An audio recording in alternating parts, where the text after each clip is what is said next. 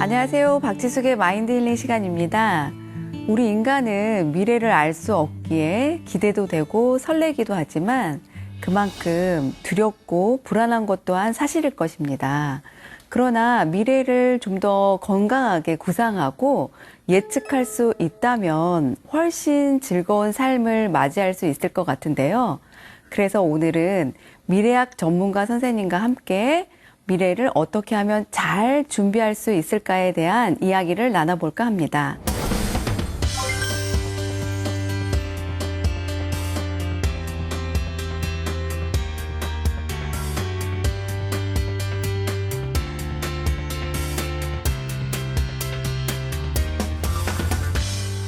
우리가 다가올 미래가 어떤 가능성이 있을까?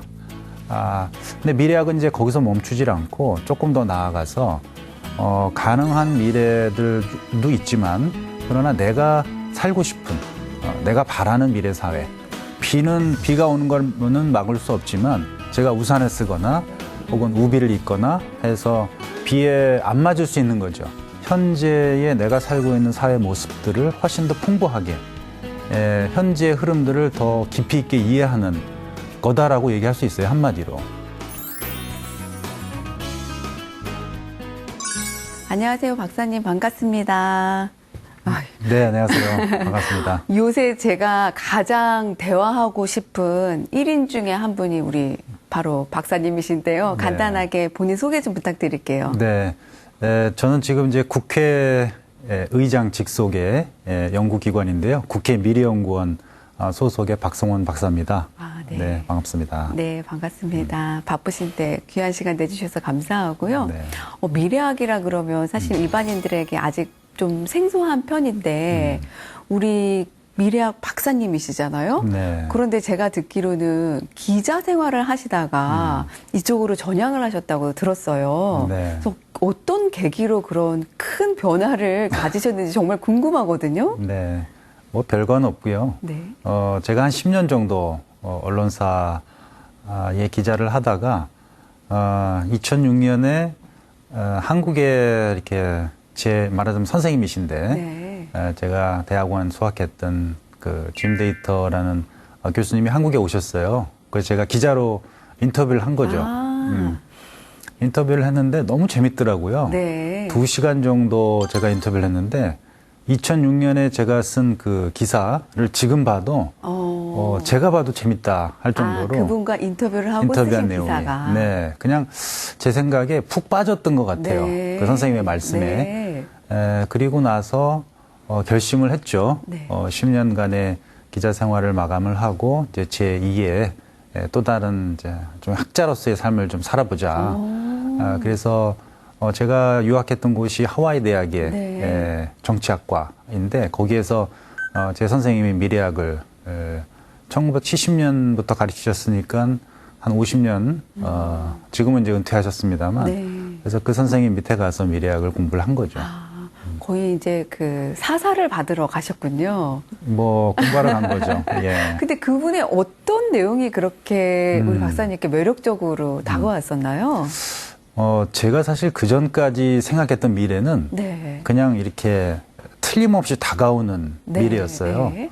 눈에 보이기도 하고, 그랬는데, 그게 한편으로는 좀 답답할 때도 있거든요. 그렇죠. 그 미래가 내 인생에 별로 도움이 될 것 같지 않다. 네. 그리고 그 미래가 오면 나는 좀 답답하게 살 것 같다. 내가 원하는 삶이 잘 펼쳐지지 않을 것 같다. 그렇더라도 그 미래는 이제 다가오는 거니까 네, 네. 맞이해야 되는 거죠. 네. 근데 선생님 말씀을 듣고 인터뷰를 하는데, 미래는 하나가 아니라 여러 개다. 그래서 미래학을 영어로 future가 이제 영어 네. 미래라는 뜻이잖아요. 근데 거기에 s를 붙여서 futures, 그러니까 복수형인 거죠. 네. 그러니까 미래라는 게 단일한 어떤 하나의 시공간이 아니라 여러 개의 다양한 그 미래가 올 수 있어서 그런 게 미래다. 그렇게 얘기를 하시는데 약간 제 마음속에 숨통이 튀었다고 할까. 네. 그러니까 꽉 막힌 도로처럼 보였는데 미래가. 네. 네. 여러 가지 우회 도로가 있다는 말씀을 해주신 걸로 제가 이해를 해서 야 이거 재밌다. 그래서 제가 이렇게 혹했는 것 같아요. 그러니까 우리도 일반인들이 생각할 때 미래를 생각하면 어떤 한 획일화된 한 미래가 모든 전 세계인들에게 딱 이렇게 같이 다가온다라고 이렇게 막연하게 생각을 했는데 네. 여러 가지 다양한 옵션이 있을 수 있다는 이야기군요. 그렇죠. 그래서 제가 공부를 해보니까 그게 미래학에서 두 가지 미래로 네, 나누어요. 네. 하나는 이제 그 일종의 영어 써서 죄송합니다만 다머넌트 퓨처라고 해서 무조건 오는 미래인 거죠. 아, 네. 예를 들면 오늘 오후에 비가 온다. 네. 요즘에 이제 기상예보 많이 맞아요. 비가 온다는 그 미래를 피할 수는 없을 것 같아요. 비를 멈추게 할 수는 그쵸. 없잖아요. 네, 네. 그거는 우리가 맞이해야 되는 미래인 네. 거죠. 근데 또 하나 어떤 미래가 있는데 마스터 오브 퓨처. 그러니까 그 미래를 막을 수 있는. 그러니까 예를 들면 비가 오는 거는 막을 수 없지만 제가 우산을 쓰거나 네. 혹은 우비를 입거나 해서 비에 안 맞을 수 있는 거죠. 그런 미래는 내가 피할 수 있잖아요. 네. 그러니까 미래학의 근본적인 목적은 피할 수 없는 미래도 있지만 내가 그 미래를 회피하거나 네. 혹은 피하거나 혹은 또 다른 미래를 만들 수도 있다. 그래서 미래에 대한 어떤 그 컨트롤, 조정 능력을 확보해 나가는 네. 뭐 그런 것들이 미래학이 추구하는 가치다 이렇게 생각이 됐어요. 그래서 지금 이제 얼핏 듣고 보니까 우리가 흔히 얘기하는 어떤 이제 예언하고 예단하는 이제 역학이라든지 네. 기상 예보라든지 이제 이런 것과도 조금 일맥상통하는 면도 있을 것 같은데 일반인들은 아직까지는 그래도 미래학에 대해서 정말 딱 구체적으로 뭔지 이렇게 잘 모르실 것 같아서요. 네. 그래서 미래학이라고 하면 이제 구체적으로 뭘 얘기하는 걸까요? 미래는 이제 미래를 연구할 수 있다. 미래를 연구할 수 있다. 역사학은 네. 과거의 사료를 통해서 네. 역사를 좀 재구성하고 그렇죠. 이해하잖아요. 네. 우리가 비록 살아보지 못했던 먼 과거의 일일지라도 그 사료들을 통해서 그 시대에 어떤 일이 있었는지를 이제 네. 재구성하는 거라면 미래학은 사료가 없죠. 네. 왜냐하면 아직 발생하지 않은 미래이기 때문에. 네. 근데 사람들 마음속에 미래다 하고 생각하는 어떤 이미지들이 있어요. 미래는 이럴 것 같다. 네. 그 다음에 또 과거로부터 어떤 이렇게 쭉 진행됐던 패턴 그런 것도 있을 수 있고 그래서 미래를 예측할 때 필요한 어떤 패턴이라든지 혹은 사람들이 갖고 있는 미래에 대한 생각, 이미지 네. 뭐 그런 것들을 재료로 해서 우리가 다가올 미래가 어떤 가능성이 있을까. 근데 미래학은 이제 거기서 멈추질 않고 조금 더 나아가서 가능한 미래들도 있지만 그러나 내가 살고 싶은 내가 바라는 미래 사회 네, 네. 나뿐만 아니라 나의 후손, 나의 미래 세대들이 같이 좀 이렇게 잘 살 수 있는 네. 그런 미래가 뭘까? 그걸 이제 저희 미래학에서는 이제 선호 미래라고 하거든요. 바람직한 미래. 네. 그 선호 미래를 만들 수 있다. 그렇게 생각하는 것이 미래학의 루체라고 볼 수 있어요. 그 선생님 말씀을 들어보니까 제가 딱 방금 생각나는 게 그 무슨 자료를 찾다가 보니까요. 어떤 그 화백인가 하는 이렇게 만화를 그리신 분이 있더라고요. 1960년도, 1965년도인가 네. 한 컷의 만화를 그린 게 있는데 그때가 이제 1965년도인데 그분이 이제 생각하는 미래 해가지고 이렇게 만화를 그려 놓으셨는데 그때 이미 뭐 태양열, 그다음에 전기 자동차, 들고 다니는 컴퓨터, 뭐 이런 식으로 지금의 삶을 정말 거의 뭐 4, 50년 전이잖아요. 근데 이걸 어떻게 상상해서 이 그림을 그리셨을까? 지금 봐도 너무 놀랍고 신기하더라고요. 네. 근데 이제 듣고 보니까 정말 이 사람들의 어떤 생각과 마인드 속에는 다 무의식적으로 이미 그게 자리를 잡고 있나 봐요. 이미 이제 뭐 그때 당시에도 사실 그 만화뿐만 아니라 다양한 뭐 논문, 네. 그 당시에 신문 기사, 또 시인의 시, 뭐 소설, 네. 뭐 SF 소설도 마찬가지고 그런데 이미 사실 우리가 살고 있는 미래 모습들이 그려져 있어요. 네. 그러니까 그 만화가가 특별하다기보다는 다양한 사람들이 그렇게 미래를 내다보고 있고 네. 그 미래는 사실은 그 당시에 사람들의 욕망이 투영이 된 거죠. 그렇죠. 내가 조금 더 편리하게 살고 싶다. 네. 물질적 풍요를 좀 누리고 싶다. 그다음에 뭐 남녀의 차별, 그다음에 뭐 계층 간의 차별 그런 것이 좀 없어지는 네. 그런 사회가 왔으면 좋겠다 하는 그런 욕망들을 그린 거고 그 욕망의 실현을 위해서 인류가 부단히 기술도 개발하고 사회 제도도 고치고 해서 이제 우리 이런 사회를 맞이하게 된 거여서 그렇게 상상력이 특별할 건 없습니다만 제가 좀 강조하고 싶은 거는 미래를 그릴 때 어떤 특정한 사람, 특정한 계층 그런 사람들이 그렸는 것보다 예를 들면 그 사회 구성원들이 모두 모여서 네. 내가 바라는 사회가 무엇이다. 이 얘기를 각자 할 수 있는 사회. 예. 그래서 다양한 사람들이 얘기하는 그 미래 상들을 잘 조합을 해서 좀 더 많은 사람들이 살고 싶어하는 미래를 만들어가는 게 중요하지. 예를 들면 어떤 사회가 좀 더 근사해 보인다. 네. 어떤 나라의 삶이 좀 더 좋아 보인다. 그런 것들을 수입해다가 그냥 그대로 우리 사회에서 카피해 놓으면 그건 이미 그 사람들이 생각한 선호하는 미래를 우리가 그냥 여과 없이 수입한 거죠. 그런 경우에는 진짜 우리 사회의 어떤 시민들이 바라는 삶의 모습들, 우리 시민들이 바라는 어떤 그 문제 해결 네. 그런 것들이 없을 수 있어요. 그러니까 선호 미래를 말한다는 거는 그 당대의 시민들이 살고 싶어하는 사회가 무엇인지 무슨 문제를 풀고 싶어하는 건지 그렇게 고민해서 사회를 만들지 않으면 남이 만들어 놓은 사회에서 사실 살아야 되거든요. 네. 그건 뭐 재미없죠. 그렇죠. 네. 아니 그렇다면 이제 그 미래에 대해서 좀 더 뭐 발전하고 진화한 그 새로운 사고와 다른 삶을 제시한다는 차원으로 우리가 이해해도 되는 걸까요? 그렇죠. 이렇게 가면 우리 사회가 이렇게 될 것 같다. 근데 저거 지속 가능하지 않을 것 같다. 네. 저거 더 문제가 생길 것 같다. 그러면 좀 방향을 바꿔보자.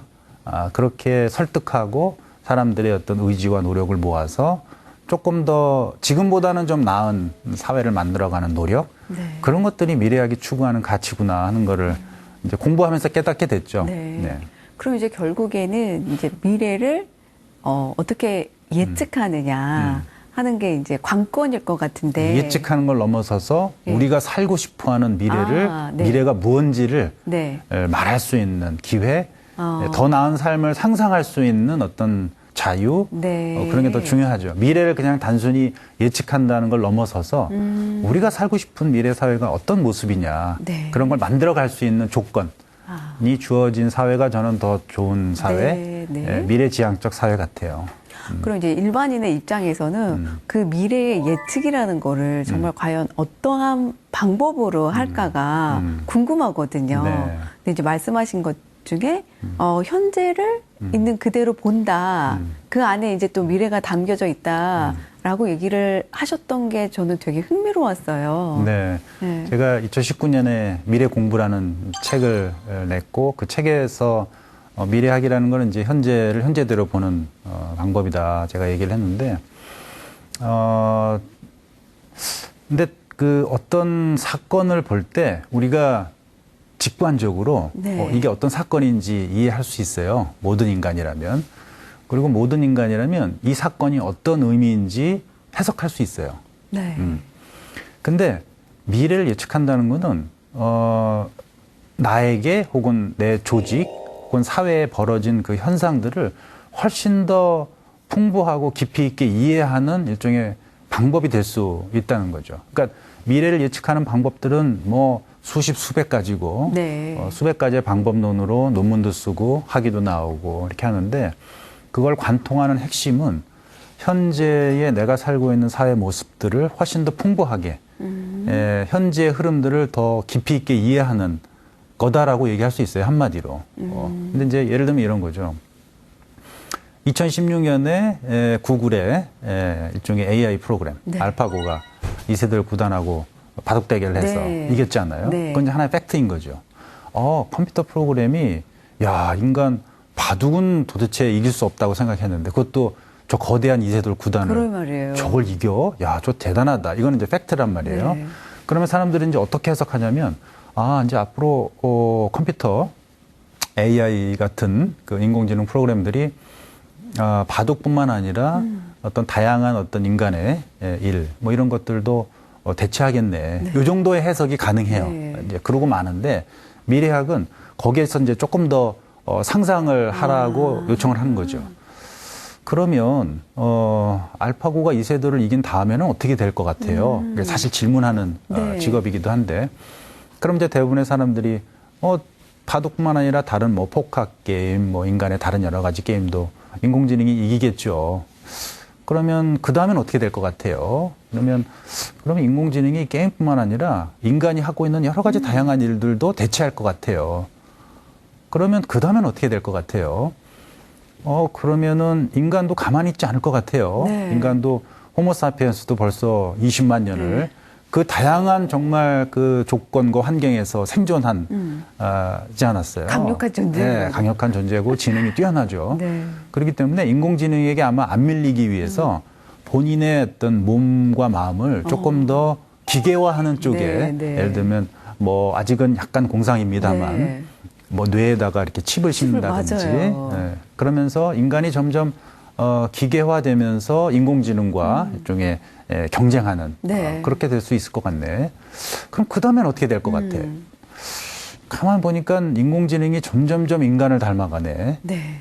인간은 점점점 기계를 닮아가네. 그러니까요. 그러면 어떻게 될 것 같아? 그 다음엔. 네. 그러면 이제 나중에는 인공지능하고 인간하고 구별할 수 없는 그런 지점이 오겠네. 네. 이렇게 이제 그 다음은 뭐지라는 사실 이게 이제 미래학의 뭐 방법론이라고는 할 수 없지만 그런 질문들 네. 미래를 상상하도록 추동하는 그런 질문들을 몇 번 던졌음에도 불구하고 알파고가 이세돌을 이긴 이 사건에 대해서 이 추세와 흐름에 대해서 풍부하게 이해를 할 수 있는 거죠. 그렇죠. 이게 단순히 바둑을 이긴 게 아니라 네. 인간이 기계화되고 기계가 인간이 되는 그 흐름을 이해할 수 있는 거죠. 그러니까 상상을 통해서 내가 지금 목격하고 있는 현재의 사건, 네. 이벤트에 대한 풍부한 이해. 그게 아마 그 상상이 갖고 있는 힘이지 않을까. 네. 다른 동물에게서는 볼 수 없는. 그러니까 자기가 살고 있는 세계 너머의 얘기까지. 내가 살고 있는 그 시대를 넘어서 그 시대까지를 상상할 수 있는 거는 이건 제가 보기에는 인간만의 고유한 능력인 것 같아요. 그 능력에 상상하는 힘이 있다. 네. 상상하는 힘이 있어서 현실대로 본다는 거는 현실의 어떤 추세와 의미를 더 잘 이해하게 한다. 그게 아마 미래학이 추구하는 방법론이자 던지는 메시지 같아요. 사실 우리가 이제 현실을 있는 그대로 직시하면 직시할수록 나의 미래가 더 잘 보인다라는 이야기를 하잖아요. 근데 이제 우리 박사님께서 그렇게 질문을 이렇게 자꾸 던져주시니까 정말 저도 그 질문을 들으면서 상상을 하면서 좀 더 미래에 대해서 확장적으로 네. 사고가 되는 것 같더라고요. 지금 이 네. 순간에도. 네. 근데 이제 말씀하셨듯이 우리 인간이 점점 기계화된다라는 말에 저는 그 컴퓨터 칩을 이제 뇌에 이식한다. 이것도 그게 되겠어 정말 불가할 거라고 생각하시는 분들도 많지만 저는 그게 정말 멀지 않을 것 같아요. 그러니까 예전에 우리 조상들에 비해서 지금의 우리를 보면 엄청 기계화되어 있잖아요. 뭐 관절도 인공 관절에 뭐 이며 뭐 어디며 장기에 뭐 펌프며 이런 게 사실은 다 옛날에 그 사고와 관점으로 보면 엄청 뭐 기계화된 사람이잖아요. 그러니까 엑스레이를 찍어서 보면 그것처럼 뭐 뇌에도 얼마든지 그게 멀지 않은 미래에 가능하지 않을까. 네. 그러니까 인간이라는 게 욕망을 뭐 다양한 욕망이 있겠습니다만은 어쨌든 기본적으로 즐거움은 더 지속하고 싶은 네. 욕망. 그다음에 고통은 하루라도 빨리 멈췄으면 하는 욕망. 이 두 가지가 제일 강력한 것 같아요. 그러다 보니 그 인간을 기계화한다는 것도 아마 그 두 가지 측면에서 즐거움은 내가 지금 누리고 있는 즐거움은 좀 더 길게 갔으면 좋겠다. 인공관절이니 뭐니 이런 것들 몸이 좀 건강해야 운동도 네. 하고 또 건강해지고 기분도 좋고 그런 것들이고 또 어디 아프고 망가진 거는 이제 교체한다 하는 거는 이제 고통에 대한 멈춤인 네. 거죠. 이제 그런 것들이 기술이 계속 발전하면서 그런 인간의 욕망을 채워주는 거고. 근데 이제 그렇게 또 좋은 면만 있는 건 아니고 미래학에서는 시나리오가 그렇게 꼭 좋게만 흘러가지는 않는다는 게 역사적인 사실이다. 거기서 뭔가 어떤 붕괴의 네. 조짐 혹은 여러 가지 사이드 이펙트 뭐 이런 것들이 있어서 또 인간의 어떤 위협이 되는 환경에 그렇죠. 조속될 수도 있다. 꼭 그렇게만 볼 수 있을까? 뭔가 인간이 그런 노력들을 통해서 완전히 다른 어떤 형태의 인간, 말하자면 애벌레가 나비가 되듯이, 그래서 전혀 다른 형태의 삶을 추구하고 말하자면 지구를 떠나서 우주로 나아가는 그런 인류의 모습도 있지 않겠어? 뭐 이렇게 좀 어떤 사회가 어떤 지배적인 어떤 방향으로 끌고 갈 때 네. 사실 미래학은 약간 딴지를 거는 쪽이에요. 왜냐하면 미래라는 게 꼭 그렇게 되지는 않거든요. 여러 가지 문제점도 있을 수 있고 생각해 보지 못했던 어떤 것들이 있기 때문에 그것들을 자꾸 환기시켜주고 그러네요. 문제를 제기하고 네. 근데 그런 측면에서 보면 약간 좀 이렇게 지배적인 견해에 딴지를 거는. 근데 이제 딴지를 거는 게 퓨처가 아니라 퓨처즈 때문에 그래요. 아, 네, 그렇죠. 이 미래만 있는 게 아니라 맞아요. 이 미래도 있고 네. 다른 미래도 있다 하는 것을 배웠기 때문에 네. 자꾸 이렇게 다른 길도 있음, 다른 얼터너티브, 대안이 있다. 이게 자꾸 얘기를 하는 게 미래학자의 어떤 역할 같습니다. 얼핏 또 들으면 이렇게 어떤 지혜로운 대담과도 같은 학문이네요, 정말.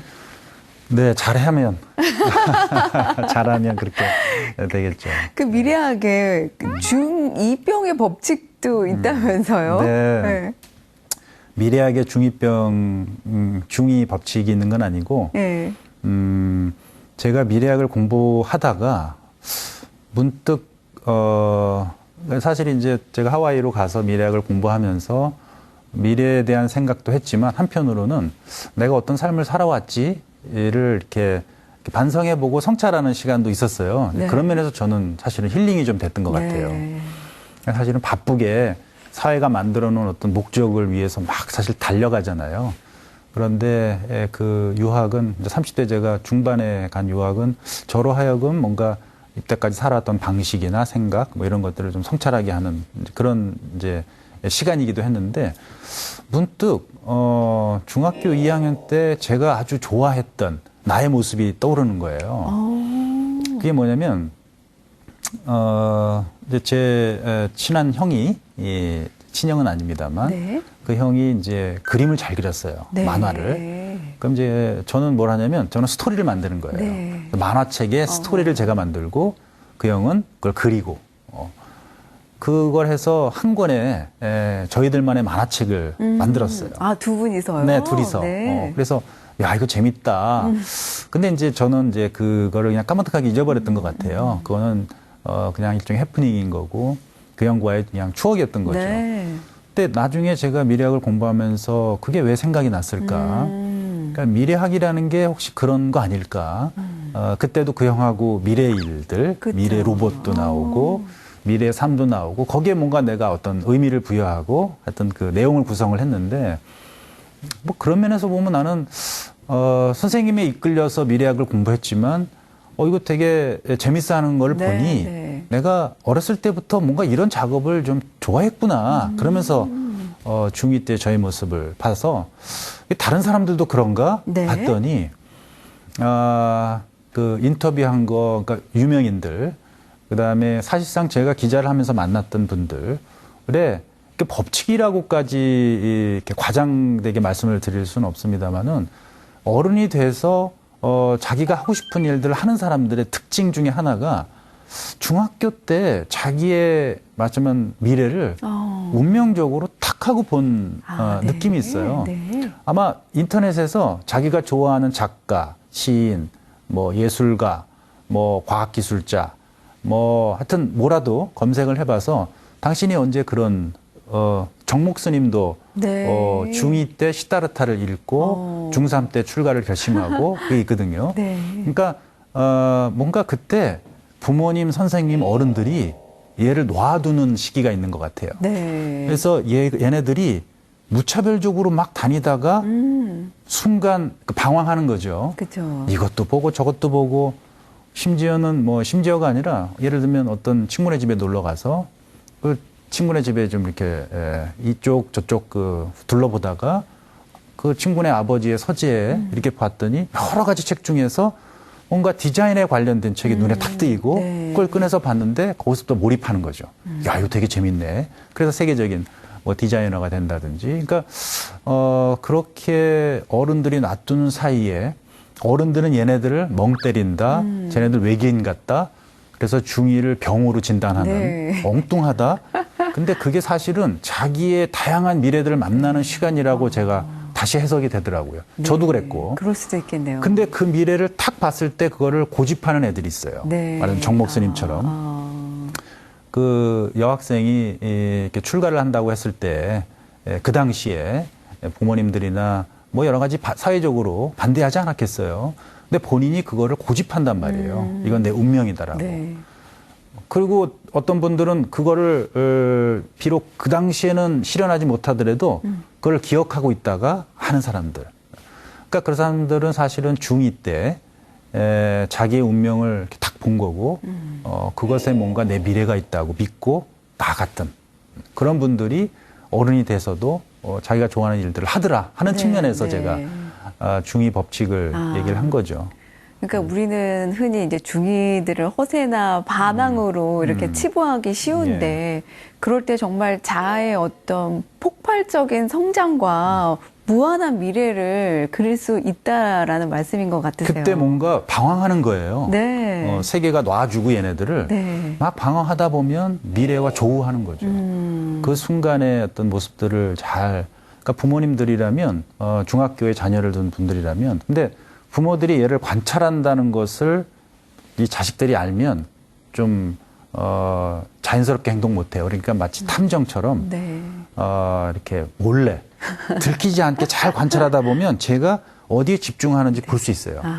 그것들을 잘 메모해뒀다가 나중에 자녀들이 성장하면서 아빠 혹은 엄마 내가 뭘 해야 될지 모르겠어. 그럼 그때 네. 적어놨던 중2 때 관찰했던 메모를 보여주면서 그렇죠. 너 이런 거 되게 즐거워하던데 이런 쪽 어떠냐라고 물어보면 아마 내가 그걸 한번 해볼게요라고 할 수 있을 것 같아요. 그러니까 현재 속에서 그 순간에 미래에 나와 조우한다. 그 말씀이 너무 멋지시네요. 그거는 방랑해야, 네. 방황해야, 네. 목적적인 삶을 살지 않아야 그 기회가 주어지지. 네. 내가 이번 시험에서 몇 등 해야 돼. 내가 뭘 해야 돼. 이렇게 목적을 정해놓으면 절대 그거는 발견할 수가 없는. 그래서 자기의 미래를 보려면 방황의 시간, 방랑의 시간, 네. 그 시간이 필요하다. 이렇게 제가 썼죠. 그 책에도. 그래서 그 혹시 이제 공부를 하실 때 그렇게 장자에게 매료를 되셨나요? 네. 장자가 네. 되게 재밌고 특이한 분이더라고요. 제가 이제 근데 미래학이라는 게 어쨌든 서양의 학문인 것 같고 네. 그래서 저희 지도 교수님에게 선생님 제가 보기에 동양에서도 동아시아에서도 뭔가 미래학적 전통이 있을 것 같습니다. 이렇게 말씀을 드렸더니 그 하와이 대학의 철학가에 로저 에임스 교수님이라고 아주 유명한 동양 철학 하시는 교수님이 계세요. 그래서 그 선생님을 좀 찾아가 봐라. 그래서 이제 가까우니까 네. 그 철학가에 가서 말씀을 드렸더니 대뜸 얘기 들으시더니 그럼 장자를 한번 읽어볼래? 그래서 이제 장자 읽기 시작했어요. 그 서양 교수님이. 네, 예. 네. 그분이 이제 그 노자의 도덕경을 번역하신 분이기도 하고 네. 노자보다는 장자가 더 재밌을 거야. 장자를 한번 해봐라. 그래서 장자를 공부를 했더니 미래학적 전통이 서양보다 동양이 먼저구나 이런 걸 깨닫게 됐어요. 네. 사실 서양의 고전이라고 하면 플라톤의 이데아가 있는데 이데아는 사실은 고정되어 있는 네. 변하지 않는 네. 어떤 그런 곳이잖아요. 근데 동양에서는 역경, 주역이라고 해서 영어로 번역하면 북 오브 체인지거든요. 네. 변화에 관련된 맞아요. 책. 그러니까 고대 동양에서는 변화를 중에 모든 것은 다 변화한다라는 그 사실 자체를 근본 명제로 삼고 기본으로 깔고 변화에 대한 연구를 많이 했던 그죠. 그 지역이었던 거예요. 네. 거기에 이제 장자도 있는 거고. 그러니까 변화를 변화대로 보는 시각에서 장자가 되게 재밌더라고요. 그래서 이제 그런 면에서 장자가 저한테는 되게 네. 재밌고 의미도 있고 이렇게 생각을 했었죠. 네. 그러니까 어느 하나에 얽매이지 않고 자유롭게 내가 나아갈 수 있는데 많은 도움을 받으셨을 것 같네요. 장자 얘기 하나만 좀 더 하면 네. 장자가 여러 가지 언어의 스타일로 글을 썼는데 우화를 빌어서 쓴 우원도 있고 그다음에 이제 성현들의 말씀을 빌어서 자기의 주장을 하는 뭐 중언이라는 것도 있고 근데 하나 재밌는 게 치언이라는 게 있어요. 치언이요? 치자가 이제 술잔 치자라는 뜻인데 마치 그 술 취한 사람이 그 내뱉는 횡설수설 같은 그런 말인데 이게 연원을 제가 찾아보니까 술잔치 그 중국에서 말하는 장자가 말하는 그 술잔은 이게 이제 와인잔 같이 생겼는데 네. 이 와인잔에다가 일종의 술을 가득 부으면 가득 찬 순간 이게 싹 비워요. 그래서 다시 제자리로 돌아와요. 그러니까 가득 채우지 말라는 거네요. 채우지 말라는 거예요. 채우면 비워요. 그래서 그러니까 채워져 있으면 새로운 변화를 보기 힘들어요. 이미 그 시각에서 봐야 되기 때문에 내가 꽉 차여져 있으면 새로운 변화를 보기가 힘든 거죠. 그러니까 늘 이렇게 비워져 있어야 네. 현재를 현재대로 보는 그런 힘들이 생기는데 사람들은 이제 채워져 있는 것 상태가 네. 끝이라고 생각을 하니까 그거에 만족하는데 장자는 그거에 만족하지 않고 다시 버리는 거죠. 그러니까 누군가 야, 너 굉장히 성공했다. 성공의 방정식이 뭐냐라고 물어보면 장자는 그게 없는 거죠. 네. 늘 성공의 방정식을 비워버리는 거죠. 그래서 다시 채우고. 그러니까 변화를 변화대로 보는 것, 네. 그 현재를 현재대로 보는 것은 그런 태도인 거죠. 맞습니다. 뭘 알았을 때 네. 이게 진짜 내가 안 건가? 다시 이제 뭐 성찰하는 태도일 수도 있고 네. 어떤 현상을 비판하는 태도일 수도 있을 거고 뭐 그런 것이 제가 사실 장자에게서 받은 중에 교훈인 거죠. 아니 우리 인간은 사실 이제 어떤 목적지를 향해서 채워 나가는 데에만 급급한데 그 목적을 이루고 나면 사실 그 다음 또 비우고 새로움으로 또 변화를 추구하고 나아가야 되는데 그거를 못하고 있는 게 사실인데 정말 명심하고 있지 말아야겠네요. 그럼 이제 단도직입적으로 우리가 이 불확실한 미래를 어떻게 대처해야 하나요? 근데 사실 이제 미래는 불확실하다. 또 불확실의 정도가 더 커지고 있다. 세상은 급변한다. 네. 이런 말씀들을 많이 하는데 뭐 옛날에도 그랬고 지금도 그래요. 물론 지금은 이제 과학기술이 워낙 빨리 발전하고 해서 사회가 이렇게 빨리 변하는 것을 부인할 수는 없을 것 같아요. 근데 기본적으로 불확실성은 그냥 인간의 존재의 조건인 것 같아요. 네. 불확실하지 않은 삶이 있다? 그거는 그냥 인간이 아닌 거고 네. 지구 위의 삶이 아닌 거죠. 그러니까 불확실한 거는 늘 있다. 불확실한 것을 없앨 수는 없다. 일단 그렇게 가정을 깔고 그러면 이제 그 다음에 해결해야 될 것은 왜 불확실하지? 불확실하게 만드는 이유가 뭐지? 이런 이제 생각들을 해야 되는 거죠. 그러면은 내가 아는 것과 모르는 것, 이해하는 것과 이해하지 못하는 것이 조금 나뉘어요. 그러면 이제 집중적으로 파고 들어야 될 것은 내가 잘 몰랐던 거.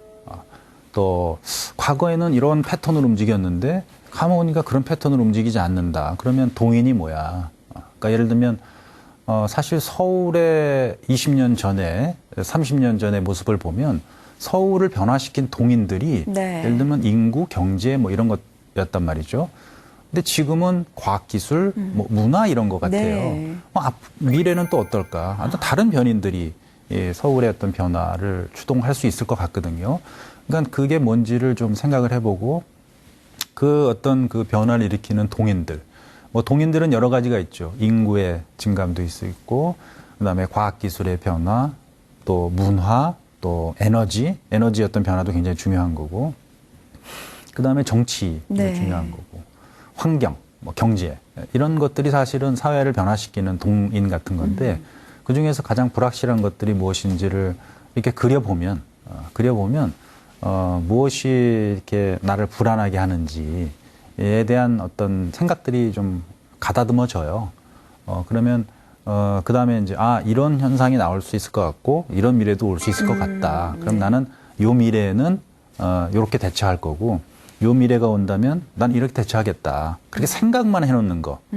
그게 되게 중요해요. 맞아요. 그러니까 다양한 가정들을 갖고 다양한 미래가 올 수 있다고 생각하고 그걸 조금 넘어서서 다른 사람하고 그 다양한 그 미래에 대해서 얘기해 보는 거. 네. 이것만 해도 저는 훌륭하다고 생각해요. 맞습니다. 그러니까 사실 그게 요즘 식으로 말하면 백신 맞는 거거든요. 네, 네. 그러니까 어떤 우리 몸이 기억하지 못하는 이질적인 존재를 사실은 집어넣는 거 아니에요. 네. 그러면서 이제 몸이 파악을 하는 거죠. 얘 뭐지? 얘 뭐지? 그러다가 이렇게 하면 저렇게 하면 이제 대처가 되네. 그렇게 해서 면역이 생기는 거잖아요. 네, 네. 그렇듯이 근데 이제 그렇게 백신을 맞지 않고 면역을 형성하지 않으면 진짜 어떤 바이러스가 들어오면 그냥 아픈 거죠. 그렇듯이 다양한 미래를 생각해보고 상상해본다 하는 것 자체가 이미 백신을 맞는 거예요. 네. 그러면 그 미래가 와도 다른 사람들보다는 훨씬 더 그렇죠. 빠르게 네. 효과적으로 정말 나 그 미래 생각해봤어. 그 미래가 왔을 때 이분하고 내가 같이 얘기를 해봤는데 그때 그 대안이 좀 될 것 같아. 그렇게 시작하면 훨씬 더 근데 더 중요한 건 뭐냐면 그런 미래가 와도 내가 예상치 못했지만 생각해본 그런 미래가 와도 내가 추구하려고 했던 그 목적 이제 그런 게 좀 흔들리지 말아야죠. 그러니까 어떤 미래가 와도 나는 내가 하고 싶은 거 요거를 꼭 내가 하겠다. 그렇게 이제 생각을 하고 전략을 짜놓으면 그러면 그렇게 문제가 되지는 않아요. 예. 그러니까 뭐 그런 것들이 사실은 이제 불확실성을 대처하는 이제 미래학만의 방법인 거죠. 마치 듣고 보니까 그 시험 칠 때 우리가 예상 문제를 쪽집게 선생님과 네. 이거저거 토론해보고 그렇죠. 얘기해보고 뭐 이렇게 테스트해보고 하면 훨씬 시험을 편하게 효과적으로 잘 볼 수 있는 것과 똑같은 원리네요. 맞습니다. 그렇게 생각하니까 정말 미래가 곧 무조건 불확실한 것만은 아니다. 라는 생각이 듭니다. 그럼 이제 방금 말씀 주신 어떤 이제 미래를 변화시키고 어떤 이제 원동력이 되는 그 동인들을 말씀해 주셨잖아요. 그럼 우리가 제일 궁금한 것들이 정말 그 동인 중에 뭐 경제, 또 기후 환경, 의료 기술 이런 것들은 과연 정말 미래에 어디까지 발전하고 어떻게 변화할 것인가가 궁금하거든요. 네. 근데 이제 뭐 경제가 몇 프로 성장할 것 같냐. 또 기후변화, 뭐 예를 들면 10년 뒤에 전 지구적으로 몇 도가 올라갈 것 같냐. 사실 그거 예측하기가 되게 어렵죠. 그거는 이제 여러 가지 외부 환경에서 인류가, 조직이, 사회가 내가 어떻게 대응하느냐에 따라서 계속 미래는 바뀌는 거니까 네. 그걸 정확하게 예측하기는 힘들어요. 근데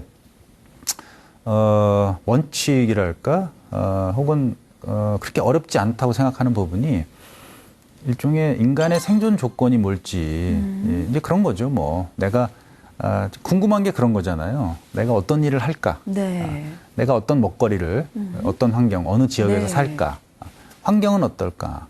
그 다음에 인간에게서 또 중요한 관계, 인간과의 관계, 네. 가족, 뭐 그런 건 어떻게 될까? 뭐 그런 것들이 사실은 인간의 어떤 생존 조건인 거고 인간은 늘 그 생존 조건을 조금 더 좋게 확장하기 위해서 해왔던 것이고 이제 지구라는 공간을 넘어서 일종의 우주까지 일종의 생존의 조건으로 이렇게 확장하고 있잖아요. 네. 그런 것들을 이렇게 보면 뭐 큰 흐름에서 놓치지는 않을 것 같아요. 구체적으로 부동산이 얼마나 오를까, 주가가 오를까 이거는 그거는 전혀 그건 모르는 일이고 그거는 뭐 그 영역이 또 따로 있으신 것 같아요. 근데 미래학은 그렇게 전망하지는 않고요. 일종의 사회를 변화시키는 큰 동인이 뭘지 조금 더 중장기적 네. 시기에서 우리의 어떤 행동이 미래에 어떤 영향을 미칠지 미래 세대는 어떻게 살지 예. 그리고 다른 대안들이 없는지 뭐 이런 것들을 고민하는 학문이지 뭐 주식, 뭐 부동산 그거는 저도 잘 모르고 네. 그거 안다고 떠든 미래학자가 있다면 제가 보기엔 사기꾼일 가능성이 네. 높아요. 네, 어떻게 보면 바꿔 얘기하면 진짜 현재의 나에게서 미래를 본다라는 얘기로 지금 정말 우리가 무엇에 최선을 다하고 어떻게 대처해야 할지가 지혜로운 답안일 수도 있을 것 같네요. 그러면 이제 인공지능이 이렇게 발전한 세상에서 사람들이 조금 있으면 정말 로봇이 인간을 지배하는 세상에 오지 않을까? 이런 걱정을 하거든요. 어떻게 생각하세요, 박사님은? 그럴 가능성도 있죠. 그것은 이제 로봇이 스스로 그런 생각을 가졌다기보다 인간이 그렇게 하도록 종용한 결과일 수 있어요. 네. 그러니까 자꾸 어렵고 힘든 일을 로봇에게 시키다 보면 자기가 사실은 어려운 문제를 스스로 해결해 봐야 뭔가 내가 계속 주도권을 갖고 네. 야, 이건 이렇게 해봐라 저렇게 해봐라 할 텐데 점점 이제 기술이 발전하면서 인공지능에게 맡기는 거죠. 네가 해봐라. 그럼 결국 나는 원래 주인이었다가 아무것도 할 수 없는 상태, 네. 할 줄 아는 게 없는 상태. 그러면은 이제 얘가 시키는 대로 해야 되는 거거든요. 맞아요. 그게 바로 사실은 우리가 너무 편리한 거를 추구했다가 오히려 역으로 그들의 어떤 명령을 받아서 네. 해야 되는 상황, 뭐 이런 걸 거예요. 그러니까 그 전에 많은 윤리적, 철학적 고민들이 그 부분을 이제 해결해 줄 거다라고 생각을 하는데 저는 조금 인간적 측면에서 그 시대를 좀 다시 볼 필요가 있다. 예를 들면 초등학교 학생들에게 20, 30년 뒤에 미래를 한번 얘기해봐라. 그러면 로봇 얘기 꼭 나오거든요. 저희 집에 로봇이 하나 있을 것 같아요. 네. 그러면 이제 어른들이 생각하기에 그 로봇이 공부도 가르쳐주고 또 청소도 해주고 그래서 되게 편리한 네. 그런 걸 상상하는구나. 그래서 그런 거니? 라고 초등학생들에게 물어보면 다른 얘기를 해요. 네. 로봇이 청소하고 부모님들은 저랑 놀아주잖아요. 그러니까 부모님들이 할 일을 로봇이 해주고 나는 부모님하고 더 많은 시간을 갖겠다는 게 목적인 네. 거예요. 네. 로봇을 통해서 내가 뭘 한다기보다. 그러니까 그건 여전히 인간과의 관계, 네. 부모와 자식과의 관계 그런 것들이 더 중요하다는 거죠. 그렇죠. 그러니까 로봇은 사실 수단인 거고 더 중요하게 생각해야 될 것은 관계, 이 어떤 깊이, 넓이를 어떻게 확장할 거냐. 그런 것을 그 학생들이 얘기해 준단 말이에요. 그러니까 그 인공지능의 시대에 과연 우리의 관계, 인간과의 관계는 어떻게 할지. 물론 이제 인간과 로봇과의 관계, 그런 것도 이제는 좀 생각을 해봐야 되는 이제 관계가 굉장히 확장된.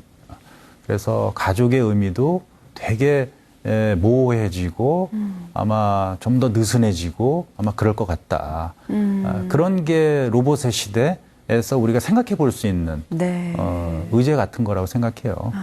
아니 그렇네요. 사실 우리가 일상생활 속에서 뭐 로봇까지는 아니더라도 내비게이션에 의해서 완전 지배당하는 삶을 사는 것 같거든요. 어떻게 보면은 매일 가던 길도 내비가 이렇게 막 저렇게 가라 그러면 이렇게 가야 되나 싶어서 어쩔 땐 또 그렇게 갔을 때 효과적일 때도 있지만 전혀 엉뚱한 길을 안내해 줄 때도 있거든요.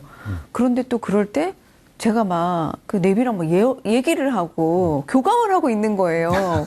아니 너 왜 이 길로 막 알려준 거야? 막 시끄러, 조용해, 막 화도 냈다가 막 고맙다고 얘기를 했다가 그런 거 보면 정말 이게 로봇과의 어떤 관계를 형성하고 교감하고 우리의 삶의 일부분을 정말 아주 막강하게 차지하는 것이 먼 미래의 일은 정말 아니겠다. 아닌 거죠. 이미 이 로봇 혹은 기계 네. 혹은 챗봇 네. 그런 프로그램들하고 인간은 이미 대화하기 시작했고요. 예전에는 같으면은 저거 미친 사람 아니야 할 정도로 네. 의지하고 얘기도 하고 그런단 말이죠. 그런 거는 되게 흥미로운 현상 같아요. 근데 이제 조금 더 상상을 해보면 아까 네. 제가 말씀드렸잖아요. 상상을 통해서 현재의 의미가 좀 더 이해가 될 수 있다고. 좀 더 상상을 해보면 얘도 일종의 어떤 지적 존재인 거고 나도 지적 존재인 네. 거고 그리고 내가 바라는 어떤 사회상도 있는 거고 사실 얘가 바라는 이 의자 로봇이 바라는 선호 미래도 있을 거예요. 이 선호 간의 격돌, 네. 내가 원하는 사회와 네. 이 의자 로봇이 원하는 사회가 만약에 갈등을 빚을 때 그때 어떤 원칙에 의해서 얘도 만족할 수 있고 나도 만족할 네. 수 있는 그런 그 미래 사회를 만드는 원칙을 정하는 거. 이거는 되게 앞으로 중요해질 문제 같아요. 그러니까 얘한테 자꾸 뭘 시키는 게 아니라 내가 스스로 어떤 사회가 오면 더 바람직할까, 더 좋을까를 끊임없이 생각을 해야 돼요. 그래야 얘랑 대화가 되는 거죠. 그렇죠. 그랬을 때 이 선호 간의 갈등, 그거를 어떻게 좀 앞으로 어떤 원칙과 제도와 규칙에 따라서 해결할까. 이거는 조금 더 먼 미래. 그러나 꼭 제가 보기에는 생각을 해야 될 미래라고 생각합니다. 그렇죠. 그 관계 속에서도 원칙과 규칙을 잊지 말아야 된다라는 말씀은 정말 중요한 것 같습니다. 아니, 오늘 이렇게 박사님과 미래학에 대한 이야기를 나누다 보니까 시간 가는 줄 모르고 정말 밤을 새야 할 것 같은데 저는 다음 기회에 또 만약에 가능하시다면 나오셔가지고 우리 시청자 여러분들을 위해서 좀 더 또 깊이 있는 미래에 대해서 한번 이야기를 나눌 기회를 가졌으면 합니다. 감사합니다, 교수님. 네, 감사합니다. 네. 지금까지 미래는 우리에게 막연한 존재였다면 이렇게 미래에 대해서 긍정적인 이야기를 나누다 보니까 훨씬 지혜로운 삶을 준비하고 맞이할 수 있을 것 같습니다. 오늘 미래에 관한 즐거운 이야기 나눈 시청자 여러분들도 건강하고 더욱 행복한 미래 맞이하시길 바랍니다.